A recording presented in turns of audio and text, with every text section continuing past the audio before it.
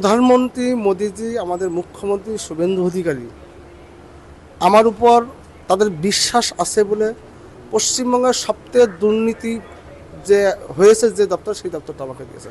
আমি মাটির মানুষ, মাটিতে উঠে এসেছি। জীবনে কোনোদিন আমার গায়ে কাদা লাগাতে দিইনি পলিটিক্যালি লাইফে। যতদিন এই দপ্তরে থাকবো, পশ্চিমবঙ্গের আমজনতা, খেটে খাওয়া মজদুর, শ্রমিক যারাই আছে, নিম্নবিত্ত, মধ্যবিত্ত, প্রত্যেকেই একটা বার্তা দেবো, রেশনে কোনো দুর্নীতি করতে মেনে নেব না। রেশনের যে কোয়ালিটি আপনারা পেয়েছেন, আগামী হয়তো মে মাসটা আমার সমস্যা হবে, আপনারা জুন মাস থেকে উৎকৃষ্ট মানের খাদ্যদ্রব্য পাবেন। যে কাটমানি এখনও যাচ্ছে, সে কাটমানি পুরো সম্পূর্ণরূপে এই ব্যবস্থা থেকে বন্ধ করব।